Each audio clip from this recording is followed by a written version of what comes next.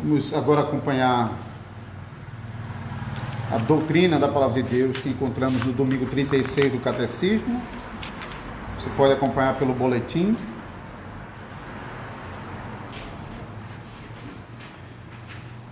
Pergunta e resposta 99.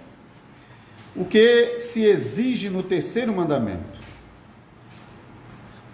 Que não blasfememos, nem façamos mau uso do nome de Deus por maldição, perjúrio ou votos desnecessários, e que não participemos por omissão silenciosa desses terríveis pecados. Em vez disso, devemos usar o santo nome de Deus somente com temor e reverência, para que possamos confessá-lo corretamente, invocá-lo e glorificá-lo com todas as nossas palavras e obras. Pergunta e resposta 100. Será que blasfemar o nome de Deus por juramentos e maldições é um pecado tão grande que Deus se ira também contra aqueles que não impedem nem proíbem isso tanto quanto podem? Certamente que sim. Porque nenhum pecado é maior nem provoca mais a ira de Deus do que blasfemar o seu nome. É por isso que ele ordenou que esse pecado fosse punido com a morte. E a referência que você vê abaixo de Levítico 24:16 é justamente o castigo que foi imposto àquele que blasfemou o nome do Senhor. Nós tratamos isso aqui já na pregação do ano passado. Agora vamos a Gênesis capítulo 3. Conforme já temos proposto, nós estamos usando Gênesis 3, a queda, para identificar os pecados dos nossos primeiros pais, a quebra dos 10 mandamentos. Então, os versículos de 1 a 7. Mas a serpente, mais sagaz que todos os animais selváticos que o Senhor Deus tinha feito, disse à mulher: é assim que Deus disse: não comereis de toda a árvore do jardim? Respondeu-lhe a mulher: do fruto das árvores do jardim podemos comer, mas do fruto da árvore que está no meio do jardim, disse Deus: dele não comereis, nem tocareis nele, para que não morrais. Então a serpente disse à mulher: é certo que não morrereis, porque Deus sabe que no dia em que dele comerdes, se vos abrirão os olhos, e como Deus, sereis conhecedores do bem e do mal. Vendo a mulher que a árvore era boa para se comer, agradável aos olhos, e árvore desejável para dar entendimento, tomou-lhe do fruto e comeu, e deu também ao marido, e ele comeu. Abriram-se então os olhos de ambos, e percebendo que estavam nus, cozeram folhas de figueira, e fizeram cintas para si. Vamos orar, vamos pedir a ajuda do Senhor.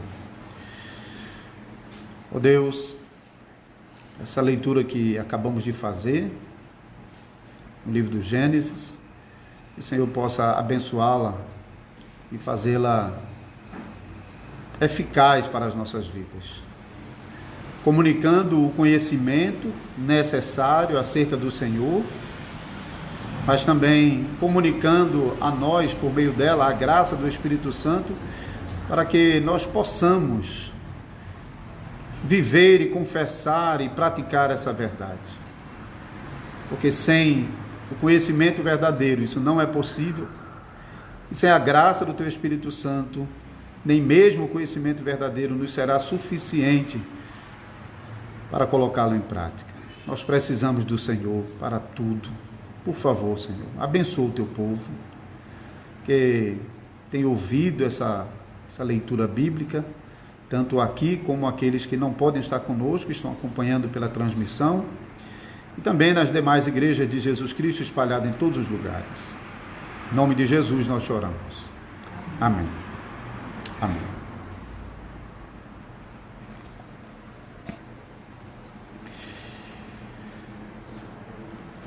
Recordando aos irmãos o que nós já temos aprendido sobre os mandamentos anteriores ao terceiro mandamento. O primeiro mandamento nos ensinou que só existe um Deus. Não podemos admitir nada ao lado ou acima de Deus. O segundo mandamento nos ensinou que Deus exige ser adorado da maneira como Ele prescreveu em sua palavra e não da maneira que nós entendemos ser melhor, mais atraente, mais bonito. O terceiro mandamento, agora nós vamos ver, nos ensina que Deus deve ser conhecido verdadeiramente, da maneira como Ele se revela. Nós não podemos ensinar sobre Deus aquilo que a palavra de Deus não ensina. Portanto, quando nós estamos lendo sobre o terceiro mandamento, não tomarás o nome do Senhor teu Deus em vão, isso significa que nós não devemos esvaziar o nome de Deus do significado que ele carrega. Não apenas para repeti-lo sem um pensamento santo, mas também para não ensinar a verdade, o nome de Deus, senão com a verdade que o seu nome tem na palavra de Deus. Então, positivamente, porque os irmãos se lembram que todo mandamento, ele tem uma proibição e uma negação. Nos proíbe do erro em relação ao mandamento e nos ordena a verdade do mandamento. Então, positivamente, o mandamento que proíbe que nós esvaziemos o nome de Deus, nos ordena que nós possamos honrá-lo por meio de transmitir um conhecimento verdadeiro acerca dele. Então, a honra a Deus não acontece quando nós não comunicamos um conhecimento verdadeiro acerca dele. Então, qualquer ideia de honra a Deus sem a verdade é espiritualidade, espiritualismo. Mas a verdadeira espiritualidade é aquela que é combinada com a verdade de Deus. Por isso, o Senhor Jesus ensinou à mulher samaritana que a verdadeira adoração era em espírito e em verdade. Não pode ser uma coisa sem a outra. E talvez os irmãos tenham notado que existe uma certa ligação entre esse terceiro mandamento e o segundo mandamento que nós vimos na semana passada. No segundo mandamento, o segundo mandamento fala que nós não devemos adorar a Deus por meio de imagens. Devemos pensar, por que essa proibição? Porque o mandamento diz, não podemos adorar a Deus por meio de imagens, nem representar Deus nas imagens. Porque é impossível que qualquer imagem, por mais bem elaborada e complexa que seja, é impossível que ela possa descrever a coisa em sua totalidade. Especialmente se é uma representação de Deus. Uma imagem jamais pode representar a Deus da maneira absoluta como Deus é. Consequentemente, uma adoração por meio de imagens falha em levar o adorador a adorar a Deus realmente em espírito e em verdade.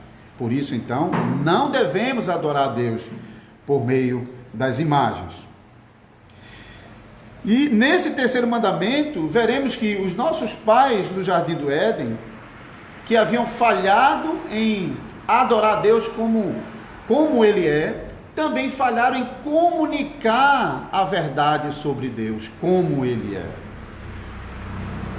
Então o homem falhou em não transmitir a verdade de Deus, em não defender a verdade de Deus e permitir que a serpente blasfemasse, zombasse de Deus com uma omissão silenciosa. É o que o catecismo também está condenando.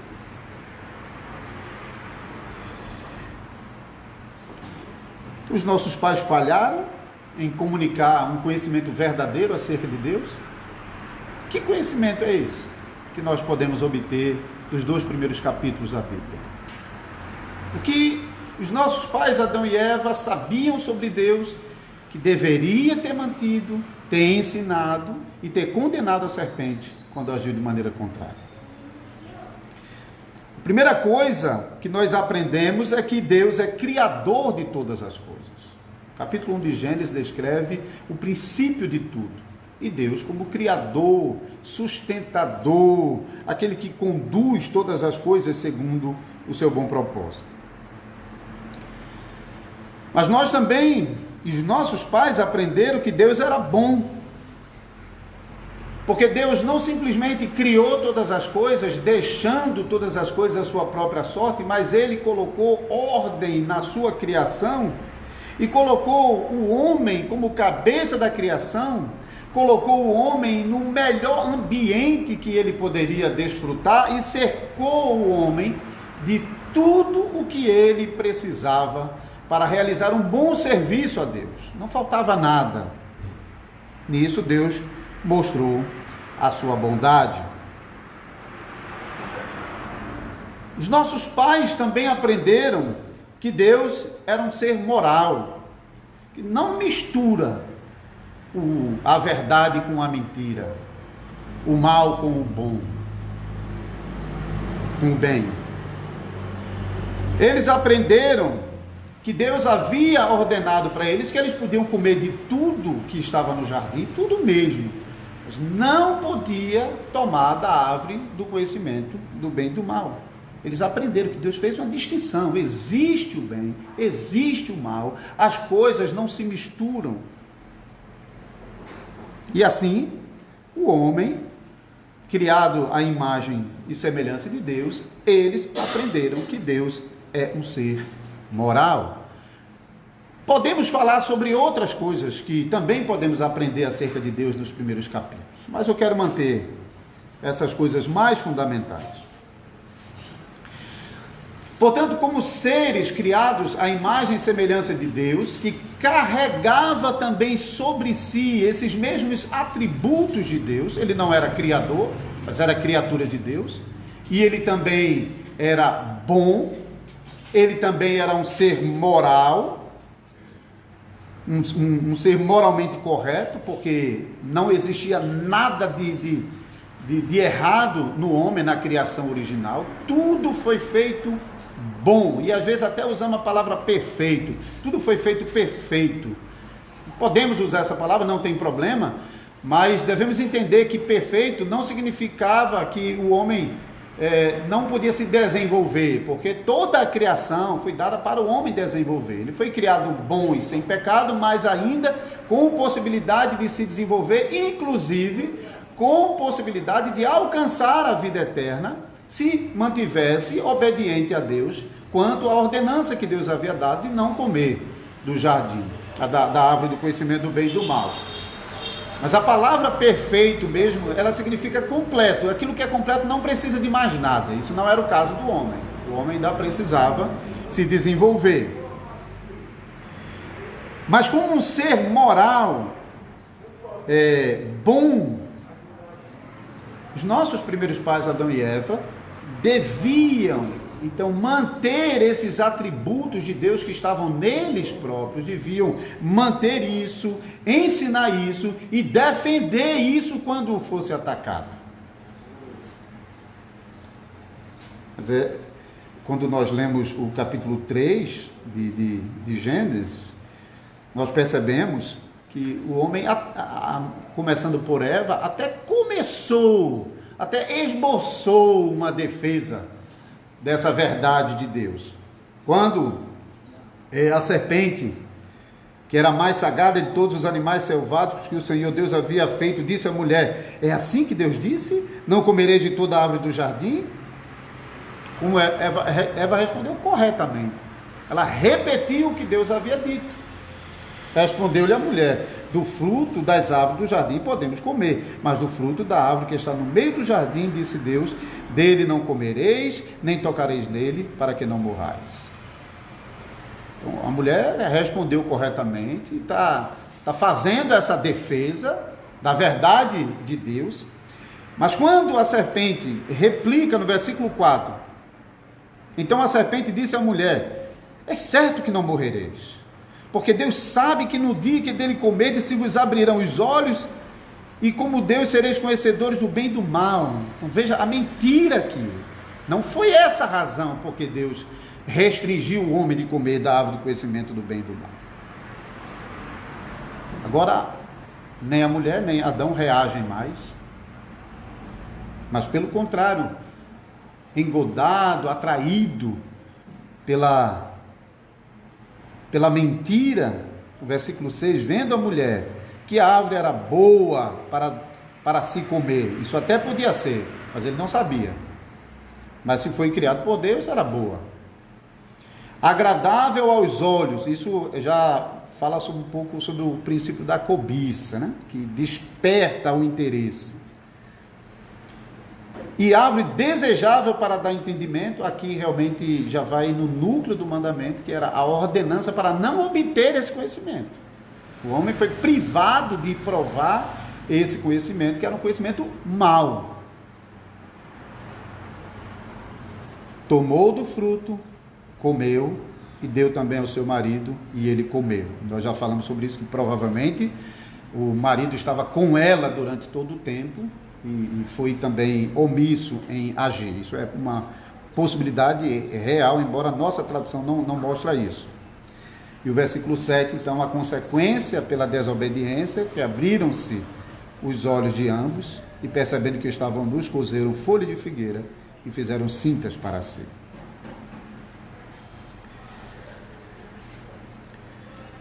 Então, Eva começou defendendo a verdade, mas não perseverou em manter essa verdade.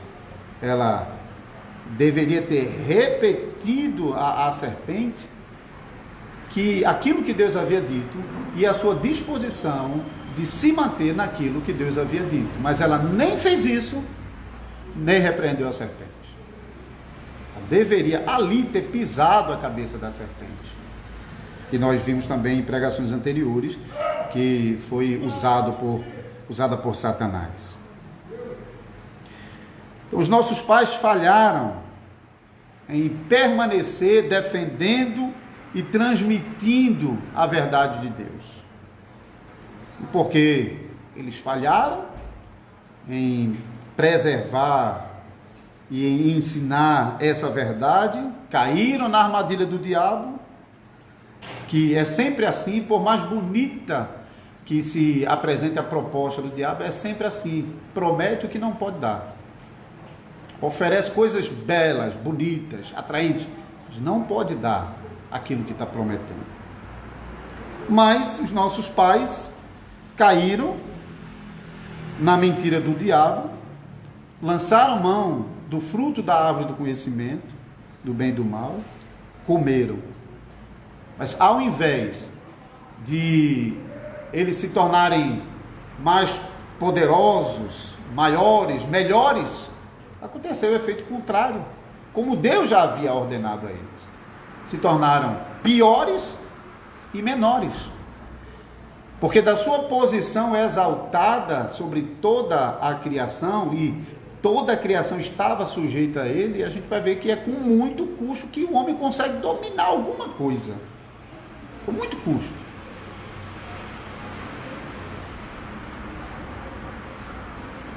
Agora pensem, se os nossos pais, Adão e Eva, quando ainda estavam no estado de perfeição, no sentido que já explicamos, sem pecado, quando eram pessoas moralmente boas, com capacidades para servir a Deus sem pecar, quando o homem ainda estava nessa condição, ele não conseguiu manter a verdade de Deus. Imagine agora eles, depois da queda, sendo expulsos do paraíso, sem aquela graça diária de Deus que o assistia, e tendo a corrupção no seu próprio organismo, no seu próprio corpo agora, e acompanhando isso em toda a criação que estava caindo junto com ele. Imagine, esse homem acabou, fracassou, não tem chance nenhuma de preservar a verdade de Deus.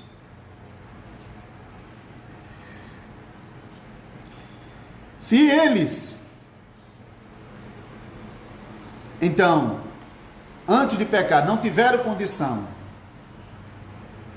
agora pense sobre as gerações seguintes, os filhos e netos, as sucessivas gerações, cada vez mais corruptos por causa do pecado e cada vez mais distante de Deus. Imagine qual era a chance de a verdade de Deus ser preservada nas nações que se expandiram a partir do Éden.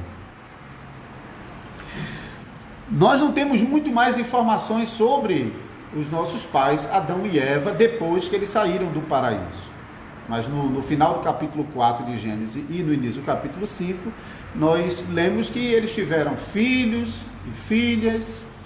Não é falado mais nada sobre eles, sobre como eles se comportaram do lado de fora do paraíso. Existe até um livro antigo que conta que, interessante porque diz que eles, quando foram expulsos do paraíso, eles ficaram, imaginam um paraíso com um muro, e eles ficaram então no muro, construíram uma casa colada ao muro do paraíso, porque a árvore da vida ficava próxima ao muro e eles então poderiam tentar pegar dessa árvore, mas isso é só a imaginação do povo antigo. Não lemos muito sobre Adão e Eva, mas a Bíblia nos mostra recorrentemente, tanto no Antigo como no Novo Testamento, que as nações, depois dos nossos pais, se afastaram mais e mais e mais do conhecimento verdadeiro acerca de Deus, e nós podemos perceber isso até os dias de hoje. Mas falando mais especificamente sobre as civilizações antigas, que estavam mais próximas do acontecimento do Jardim do Éden do que nós estamos hoje. As primeiras civilizações que se espalharam pela Mesopotâmia, pelo Egito, pela Síria. Quando nós estamos estudando os documentos desses povos antigos, nós encontramos nesses povos resquícios daquilo que foi a criação de todas as coisas, conforme Gênesis 1, aquilo que foi a queda do homem em pecado, conforme Gênesis 3. Mas, de um lado, esses mitos antigos, parecidos com o mito da criação e o mito da queda, apontam para o evento verdadeiro que aconteceu. Do outro lado, não conseguiram preservar as verdades sobre Deus e as verdades sobre os feitos de Deus. Então contam de um modo muito estranho às vezes e imaginam Deus com um aspecto muito esquisito. E também falando sobre a queda, falam de maneira muito estranha, até criando mais de uma Eva. Talvez vocês já leram sobre Lilith, né?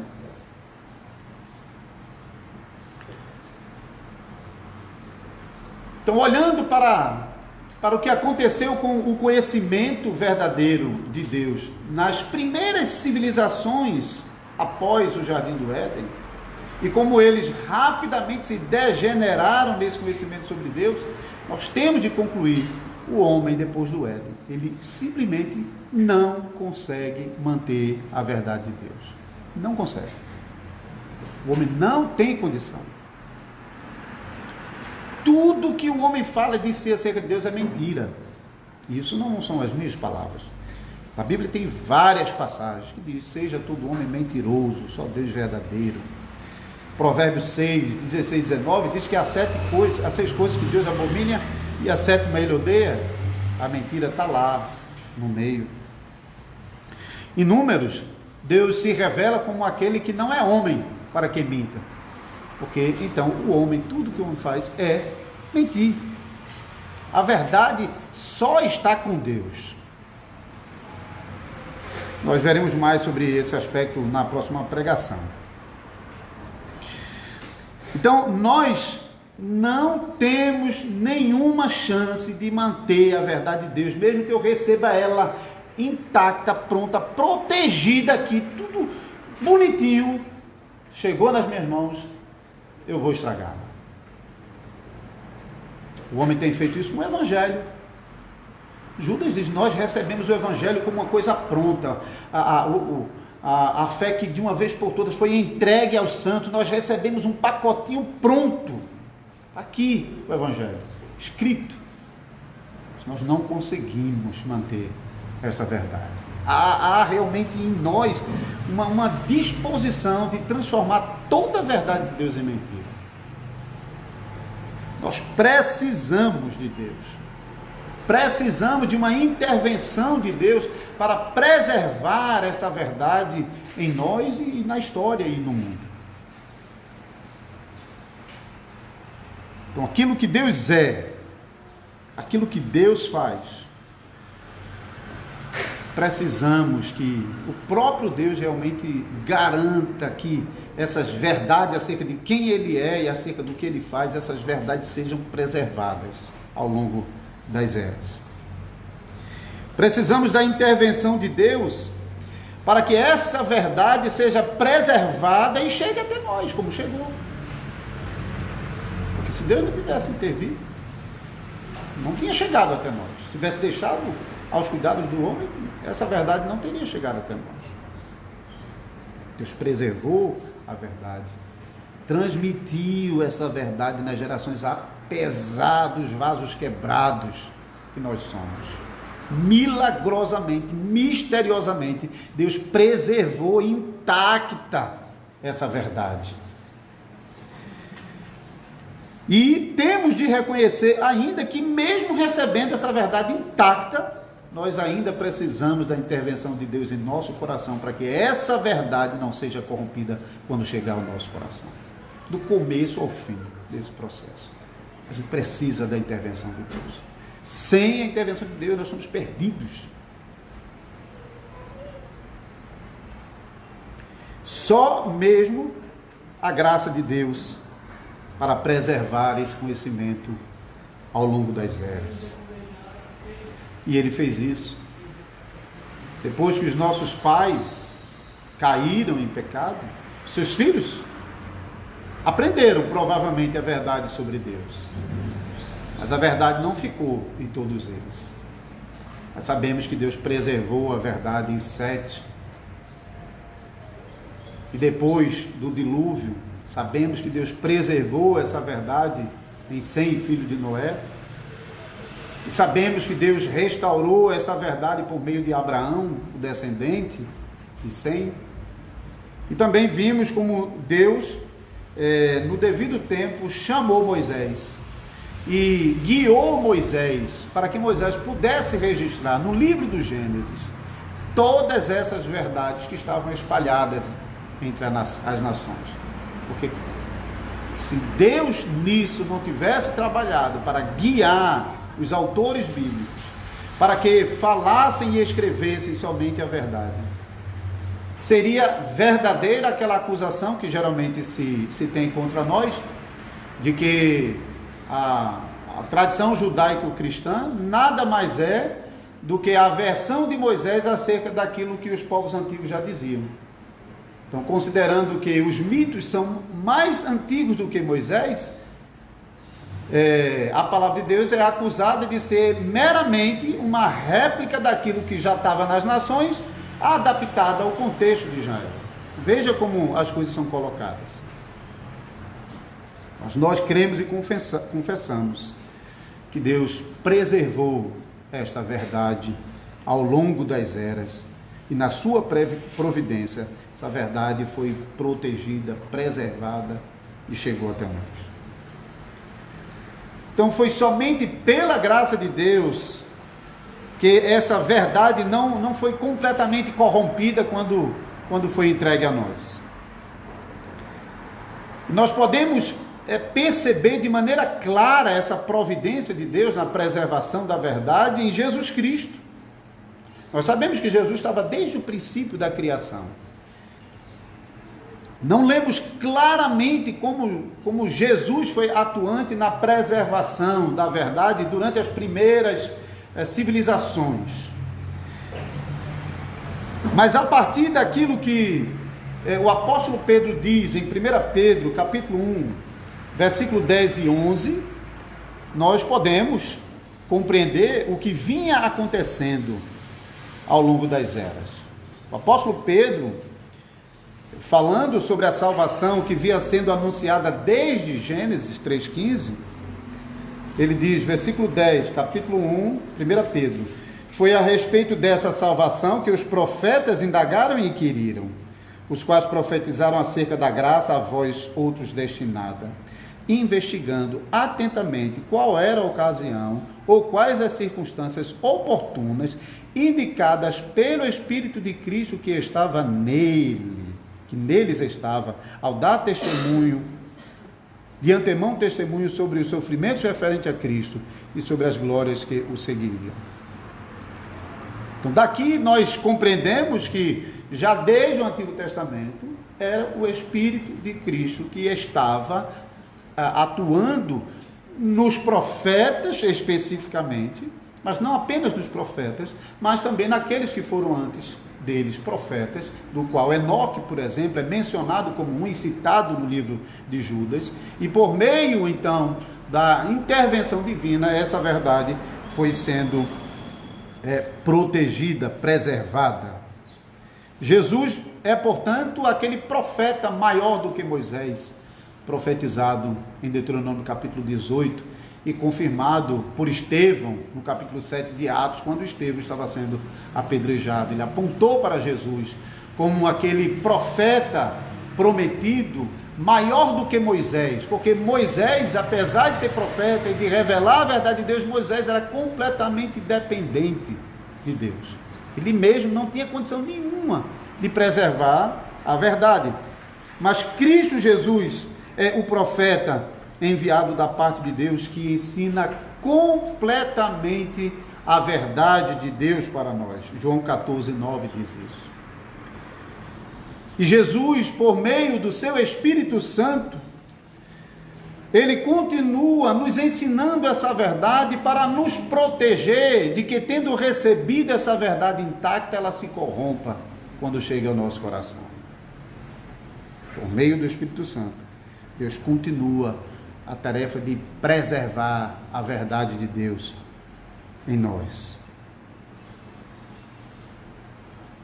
Então, Jesus Cristo sempre esteve ativo em preservar a verdade de Deus e em preservar tudo que Deus fez em sua história.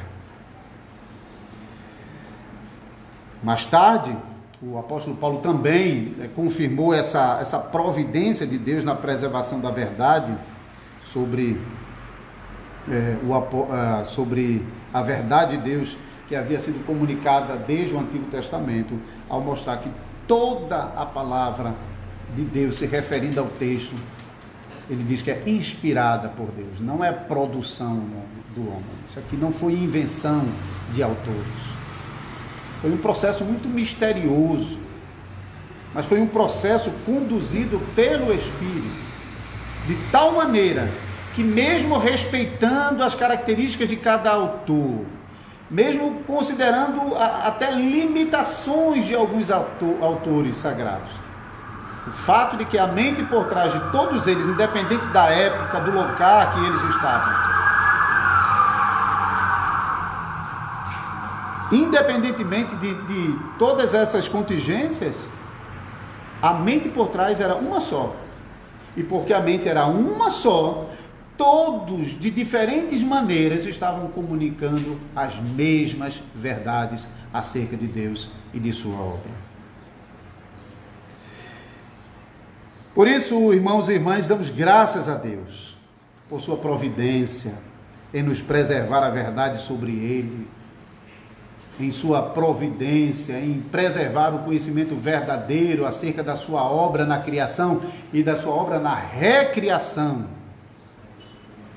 resgatando pecadores que foram criados à sua imagem e semelhança e haviam perdido por causa do pecado, mas agora, por meio de Cristo, esses pecadores estão recuperando essa imagem perdida, essa santidade, essa justiça que não lhes são próprias, mas que são alcançadas por meio da graça do nosso Senhor Jesus. Mas ainda precisamos orar constantemente, para que, mesmo a gente tendo uma verdade que podemos dizer que está preservada, intacta, apesar de que até ela está sofrendo muita luta, porque tem muita coisa acontecendo nesse momento, para que você realmente não tenha a palavra de Deus em sua mão. Muitos ataques, corrupções de textos, mutilações. Se não fosse a providência de Deus, e sabemos que a providência vai nos garantir de termos a verdade em nossas mãos, menos de 100 anos você não teria mais a Bíblia que você sempre confessou, as verdades que por meio da Bíblia você sempre confessou. 100 anos você não teria mais. Nós podemos confiar que teremos, porque mais de 6.000 anos se passaram e esses ataques sempre aconteceram. Mas Deus preservou as suas verdades e fez com que essas verdades chegassem até nós e fossem espalhadas por todos os povos da terra. Por isso começamos com o Salmo 117, que porque as nações conhecem a Deus, são chamadas a adorarem a Deus em verdade e louvarem a Ele por isso. Então precisamos ainda da graça de Deus sobre nossas vidas, para que essas verdades de Deus, ao chegarem ao nosso coração, elas não sejam corrompidas, não se percam. Porque a gente sabe que, se no passado já foi difícil para os nossos primeiros pais, antes e depois da queda, e para as primeiras civilizações que surgiram depois dele, muito mais hoje. Porque nós sabemos que o coração do homem, que é uma fábrica de ídolos e de pecados, tem inventado cada vez mais pecados dentro do terceiro mandamento.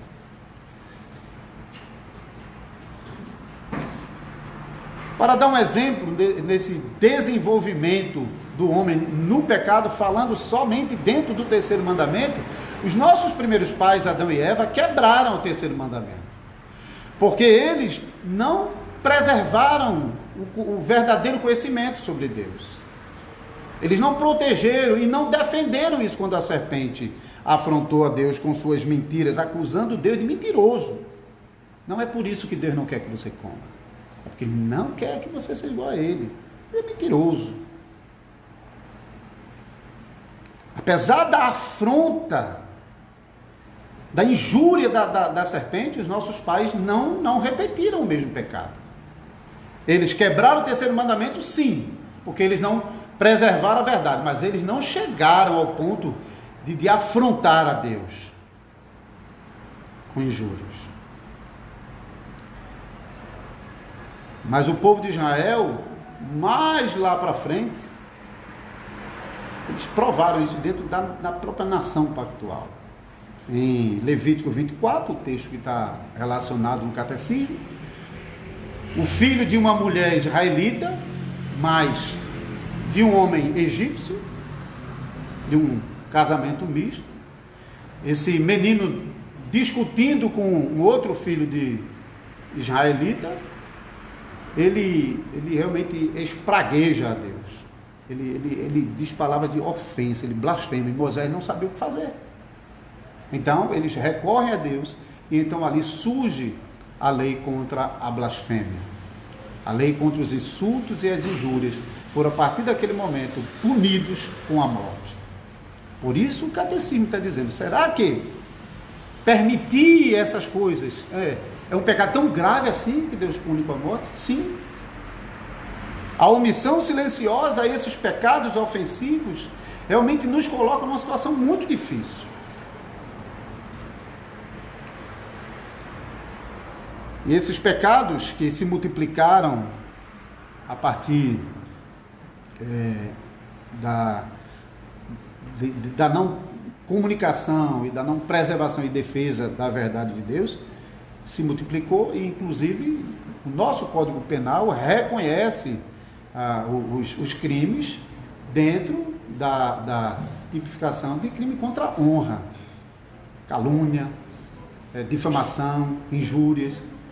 São crimes dentro dessa área, que estão realmente atacando a honra de alguém e também a reputação dessa pessoa diante da sociedade. Porque isso, de um lado, causa uma dor moral, mas também isso afeta o próprio a própria inserção da pessoa dentro da sociedade, porque destruída a sua imagem, ele perde espaço no meio das pessoas. Então, esses pecados que nosso próprio sistema legal reconhece, são também condenados na palavra de Deus, conforme nós aprendemos no terceiro mandamento. Sem contar que em nossos dias cresce até mesmo o número daqueles que já nem acreditam em Deus. Então, tudo isso é balela. Se não há Deus, não há princípios absolutos, tudo é relativo, e, portanto, o que você diz que é errado, eu acho que não, e acabou-se. Sim, nossa sociedade hoje está bastante comprometida em relação ao terceiro mandamento. Deus tenha misericórdia de nós, para que não cheguemos ao ponto de negar a existência de Deus, mas também que nós perseveremos na fé, na verdade de Deus que é revelada em sua palavra. Que Deus nos livre de nos afastarmos dessa verdade e abraçarmos qualquer das muitas mentiras que o coração perverso do homem tem inventado. Orem, irmãos, por isso, não brinquem com isso, não. A honra de Deus e a sua reputação perante o mundo, a sua criação, é algo que Deus não tolera, não suporta. Na próxima pregação, espero poder falar também sobre os desafios para mantermos a verdade de Deus diante dos outros. E por isso, o Catecismo divide o terceiro mandamento em 2 domingos, 36 e 37, porque há uma maneira como nós realmente podemos defender essa verdade, porque quando defendemos a verdade, defendemos um atributo divino, que a verdade é atributo de Deus, não importa se o nome de Deus aparece ou não. A própria verdade é um atributo divino, e como cristãos somos chamados a defender essa verdade. Que Deus nos ajude então. Amém. Vamos orar.